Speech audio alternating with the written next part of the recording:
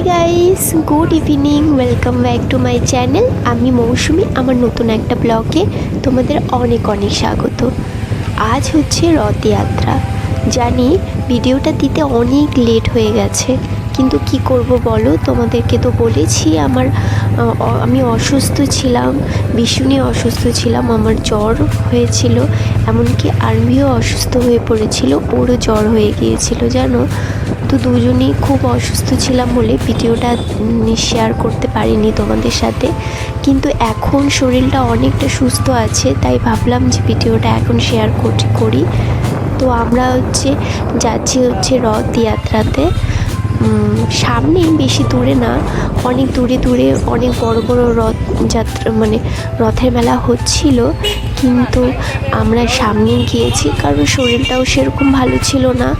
আর ভাবলাম যে এত ভিড়ের মধ্যে ছোট বাচ্চা নিয়ে যাব, তাই সামনেই গিয়েছি। সামনে একটা ছোট্ট মেলা বসেছিল, তো সেখানেই আমরা গিয়েছি। আমরা সন্ধ্যাবেলায় গিয়েছিলাম বলে ভিড়টা একটু কম ছিল। যখন আমরা বেরোচ্ছিলাম তখন কিন্তু প্রচুর ভিড় ছিল, তাই এখন একটু ভিড়টা কম। আমাদের ভালোও হয়েছে, কারণ ছোট বাচ্চা নিয়ে এত ভিড়ের মধ্যে যেতে খুবই অসুবিধে হতো। তো আনভি দেখো খুব খুশি হয়ে গেছে, ও মেলায় এসছে। এর আগের বারও ও মেলায় এসেছিল, খুব খুশি ছিল। তখন খুব ভিড় ছিল, তখন অন্য জায়গায় গিয়েছিলাম, প্রচুর ভিড় ছিল। এখন একটু ভিড়টা কম আছে। তো আমি এখন চুড়ির দোকানে চলে এসেছি, চুড়ি পরবো। শ্রাবণ মাস, চুড়ি না পরলে কি হয় নাকি, তাই ভেবেছি চুড়ি পরবো। তো দাঁড়িয়ে আছি চুড়ির দোকানে, ভীষণই ভিড়, যেন অন্য কাউকে চুড়ি পরিয়ে দিচ্ছিল, তাই আমি অনেকক্ষণ দাঁড়িয়েছিলাম। তো এখন আমি চুড়িটা পরে নিচ্ছি। খুব ভালো লাগছে, যেন ভীষণই এক্সাইটেড লাগছে। আর প্রতি বছর এভাবে আমি অল্প কিছু হলেও চুড়ি পরি, আমার খুব ভালো লাগে। তো আমি না বেশি দিন চুড়ি আবার রাখতেও পারি না, 2 সপ্তাহ মতো রেখেছিলাম, তারপরে আবার খুলে ফেলেছি। তো যখন আমার শরীরটা খারাপ ছিল তখন ভাবলাম যে ভালো লাগছে না, চুড়িগুলো খুলে ফেলি, তাই তখনই খুলে ফেলেছিলাম চুড়িগুলো। কিন্তু আমার পরতে খুব ভালো লাগে, তাই পরি, সবাই পরে বলে পরি। তো আমি হাসছিলাম, কারণ যে উনি আমাকে যে চুড়ি পরিয়ে দিচ্ছিল সে বলছিল, তুমি কি কাজ করো না বাড়িতে, তোমার হাতটা একদম সফট। আমি তাই শুনে হাসছিলাম যে আমি তো বাড়ির সমস্ত কাজ আমাকে একা হাতে করতে হয়, কারণ আমি একা থাকি, একটা বাচ্চা নিয়ে সমস্ত কাজ আমাকে করতে হয়। তারপরেও বলছে নাকি যে আমার হাতটা এত সফট যে আমি বাড়িতে কাজই করি না। তো আমি বললাম যে আমি সমস্ত কাজ করি বাড়িতে, কিন্তু উনি বিশ্বাস করেছে কিনা আমি সেটা জানি না, কিন্তু আমার খুব হাসি পাচ্ছিল যে আমি এত বাড়ির সমস্ত কাজ করি, তারপরেও আমাকে বলছে যে আমি নাকি কাজ করি না। তারপরে দেখো আনভিকেও চুড়ি পরিয়ে দিল ওর বাবা। ও তো খুবই খুশি হয়ে গেছে। প্রথমে দেখছিল বাবার সাথে আমি চুড়ি পরছিলাম, তো আনভিকে যখন চুড়ি পরিয়ে দিচ্ছিল, তো আনভি তো খুব খুশি, হাতটা একদম যেভাবে বড়োদেরকে চুড়ি পরানো হয় সেভাবেই দেখো হাতটা কীভাবে রেখেছে। ও দেখছিল যে আমি কিভাবে চুড়ি পরে, আমারটা দেখে ও নিজেও পরেছে। দেখো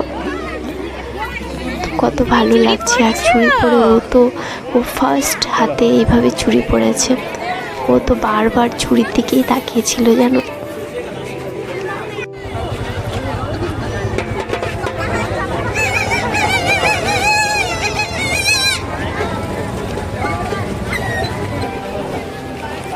তো তারপরে আমরা একটু মেলাতে ঘুরিয়ে নিলাম। এরপরে ভীষণই গরম ছিল, গরম লাগছিল। তো বিট্টু বললো যে চলো লস্যি খাই।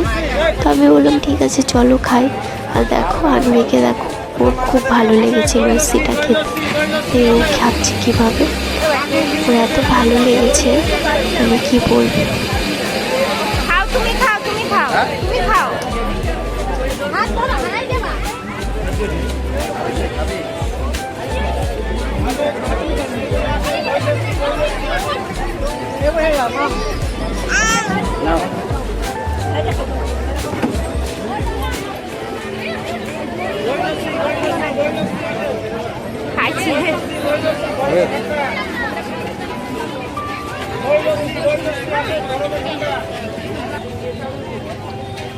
তারপর আমরা লস্যি টস্যি খেয়ে এরপরে আমার ভাইয়ের সাথে দেখা হয়েছিল মেলার, কারণ ভাইয়ের বাড়ির পাশেই মেলা বসেছে।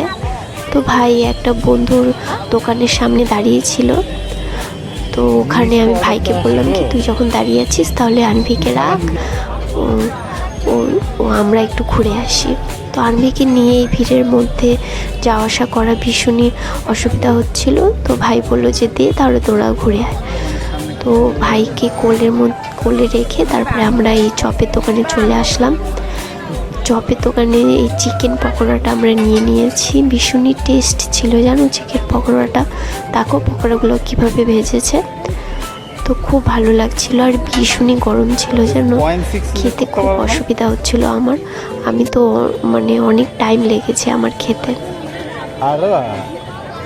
তারপর দেখো খুব গরম লাগছিল, মানে হাতেই ধরা যাচ্ছিল না, এতটা গরম ছিল। তারপরে আমি অনেকক্ষণ ফু দিয়ে তারপরে খেয়েছি, তো অনেক টাইম লেগেছে আমার খেতে।